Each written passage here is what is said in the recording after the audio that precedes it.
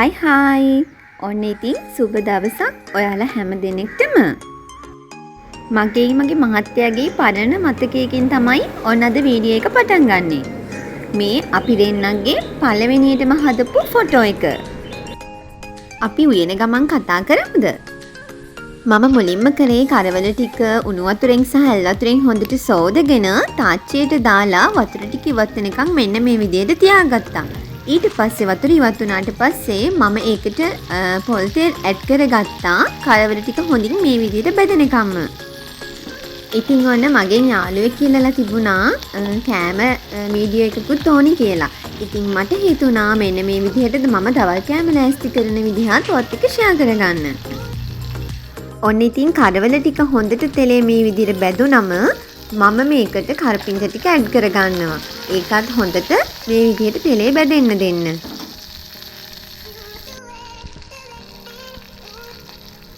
ඕකේ guys, ඉතින් ඔන්න දැන් වෙලාව මේකට කෑලි මිරිස් ඇඩ් කරන්න.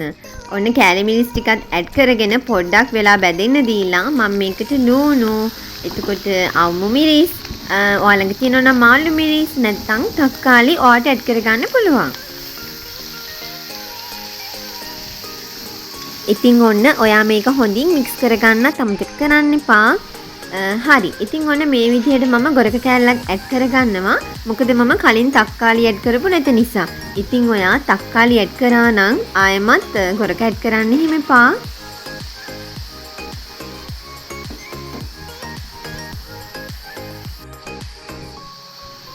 ඉතින් මේ වෙලාවේදී දැන් මේ තෙලේ හොඳට බැදෙන ගමන්නේ මම දැන් මේකට ඇඩ් කරගන්නවා කහකුඩු ටිකක්.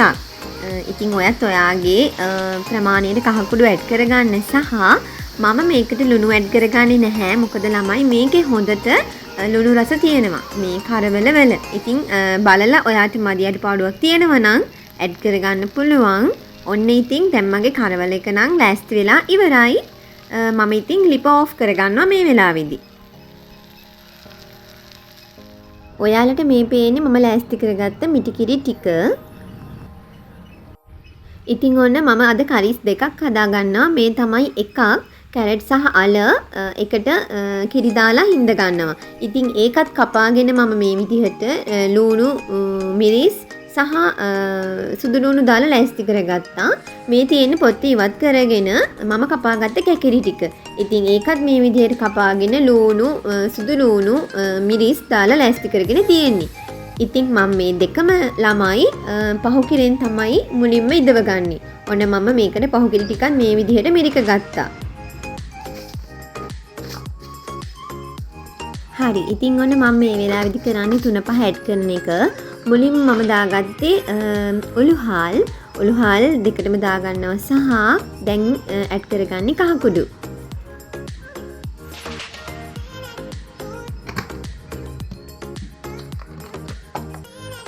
ඊළඟට ළමයි 3-5 කුඩු.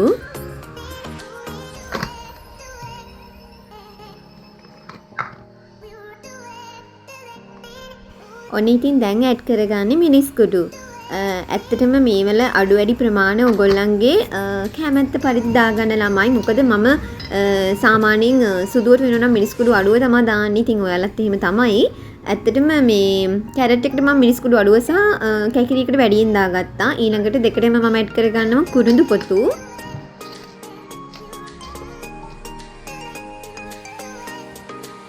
හරි ළමයි. ඉතින් ඔන්න දැන් ඊළඟට මම ඇඩ් කරගන්නේ කරාමු නැටි. ඇත්තටම කරාමු නැටි දෙක ඇඩ් කරගන්න ඕන ඔන්න කැකිරි එකට. හරි. මම ඔන්න දැන් කැකිරි එකට දාගත්තා. ඉතින් ළමයි ගොරක කෑලි දෙකක් ඇඩ් කරගන්න ඕන කැකිරි එකට. හොඳ ලොකු එකක් නම් එක ගොරක කෑල්ලක් ඇති. මොකද අපි අද හදන්නේ කැකිරි ඇඹුලක් නිසා. ඉතින් ඔන්න අපි දැන් දෙකම මේ විදිහට ලිපේ තියාගන්නවා.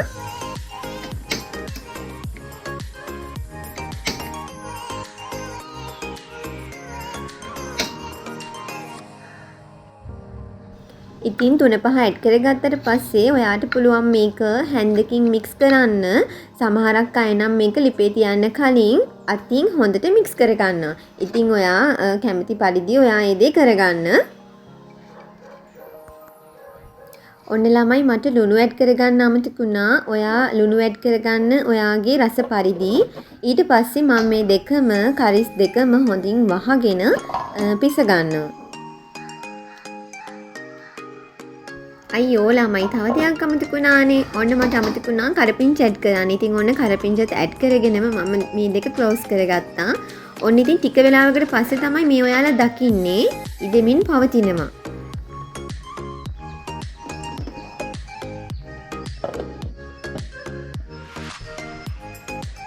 ඉතින් මෙහෙමනේ ඇත්තටම අපි හැමෝම උයන විදි වෙනස්. ඉතින් එක එක්කෙනාගේ රෙසිපීස් වලින් අපිට ගන්න දේවල් තියෙනවා. ඉතින් මම හිතනවා ඔයාලටත් මගේ රෙසිපි එකෙන් යම්කිසි දෙයක් ගන්න තියෙවි කියලා. ඔන්න ඉතින් කැරට් සහ අලු ටික හොඳින් තැම්බිලා තියෙන්නේ. මම මේ වෙලාවේදී මිටි කිරි ටික මික්ස් කරගෙන කැරට් මාළුවට ඇඩ් කරගන්නවා. ඉතින් ළමයි ඔන්න ඔයාලා මේ වෙලාවේදී කැරට් එක හොඳින් හැදිගා ගන්න ඕනේ සහ මිටිකිරි දැම්මට පස්සේ අපි සාමාන්‍යයෙන් ව්‍යංජනයක් වහන්නේ නැහැ. මොකද මතයක් තියෙනවා එතකොට කැටි ගහනවා කියලා.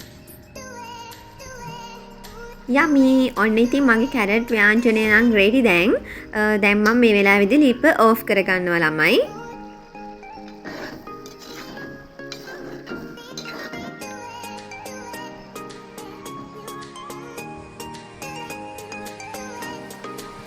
ඔන්න ඉතින් මේ තියෙන්නේ මගේ කැකිරි මාළුව හොඳින් තැම්බුණාට පස්සේ. ඉතින් දැන් තියෙන්නේ මේකටත් මිටි කිරි ටික ඇඩ් කරගන්න. ඔන්න ඉතින් කැකිරි එකටත් මම මිටි කිරි ඇඩ් කරගෙන හොඳින් මේ විදිහට මික්ස් කරගත්තා. ළමයි ඔන්න කැකිරි එක හොඳට නටනවා.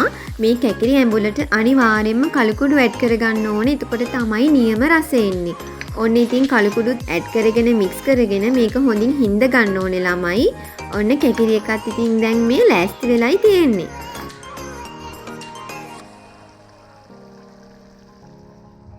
හස්බන්ඩ් පොඩි වැඩකට එළියට ගිහින් හිටියේ. ඉතින් ඔන්න එයාත් ආවට පස්සේ අපි දෙන්න මේ විදිහට ලන්ච් එක ගත්තා. ඔන්න ළමයි මේ තියෙන්නේ මගේ ආසම ඩෙසර්ට් එක. කර්ඩ්. ඉතින් අපිට පැණි තිබුණේ නැති නිසා අපි කර්ඩ් කෑවා සීනිත් එක්ක.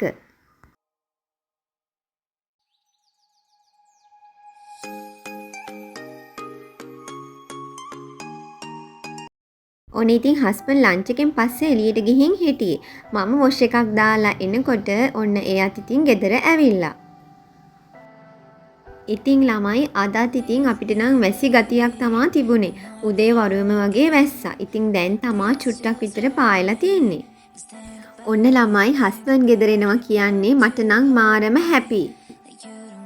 ඉතින් එයා එළියට ගියාම මම ගොඩක් පාළුවෙන් තමයි ඉන්නේ. ඉතින් හස්බන්ඩ් ඉන්නවා නම් මං යාට විහිළුවක් හරි කර කර යාව අවුස්ස තමයි ඉන්නේ. ඉතින් ඔන්න මේ දැන් ආයෙමත් මගේ හස්බන්ඩ් එළියට ගිහින් එයාගේ වැඩකට. ඉතින් අද 2023 මැයි 8 වෙනි සඳුදා. මම හිතන්නේ මම ඔයාට මගේ දවල් කාලේ රූටින් එකක් ගෙනල්ලම නැහැ ළමයි. ඉතින් මම මේක ගොඩක් සතුටින් ඔයත් එක්ක ෂෙයා කරගන්නේ. Okay guys, ඔන්න ඉතින් ඔයා මගේ channel එකට අලුතින් එකතු වුණ subscriber කෙනෙක් නම් ගොඩාක් ආදරෙන් ඔයාව මගේ channel එකට පිළිගන්නවා. ඔන්න ඉතින් දැන් හවස 4:00 විතර ඇති. හස්බන්ඩ් ආයෙමත් ආවට පස්සේ මම යන්නේ මේ තේ එකක් හදන්න.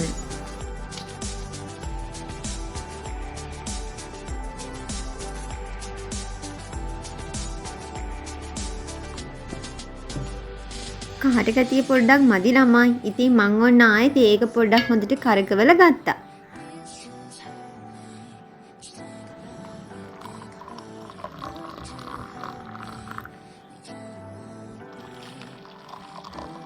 වව් දැන් නම් ඉතින් ඔන්න නියම කහට කෝප්පයක් බොන්න පුළුවන්.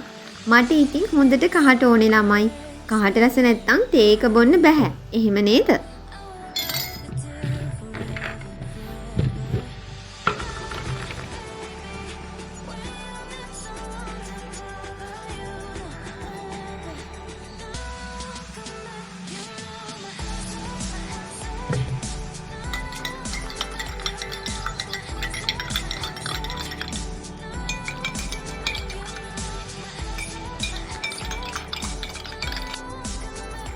ඔන්න ඉතින් හස්බන්ඩ් වැඩ ඇරිලා එනකොට ක්‍රීම් කැකර් බිස්කට් එකක් ගෙනල්ලා තිබුණා. අපි දෙන්න යන්නේ මේ ඒකට ජෑම් සහ නටිල්ලා තියෙනවා. ඉතින් ඒ දෙකත් ගාගෙන ක්‍රීම් කැකර් එකක් කන ගමන් හොඳ උණුම උණු තේ එකක් බොන්නයි යන්නේ. ඉතින් ළමයි අපිට නම් නිතරම වගේ වහිනවා. ඉතින් මේ අදත් වැස්ස දවසක්නේ. අම්මෝ තේ එකක් බොනවා කියන්නේ මේ වැස්ස වෙලාවට ඒක ඇත්තටම වචන වලට පෙරලා යන්න බැහැ ළමයි. ඔයාලටත් එහෙම නේද? මට නම් වැස්ස වෙලාවට තේ එකක් කොෆි එකක් බොනවා කියන්නේ ඒක හරිම ඇඟට හිතට හරිම අමුතු වෙනසක් සහ හරි ලව්ලි හැඟීම. මම හිතනවා ඔයාලටත් ඒ ෆීල් එක දැනෙනවා ඇති කියලා.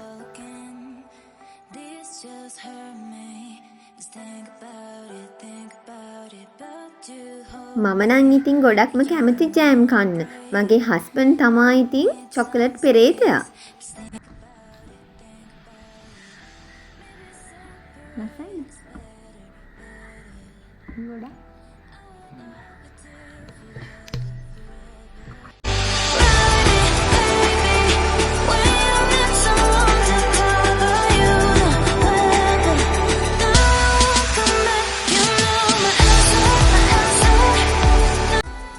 හරි guys, ඉතින් ඔන්න මේ විදිහට තමයි අපි දෙන්නගේ ටී ටයිම් එක ගෙවෙන්නේ.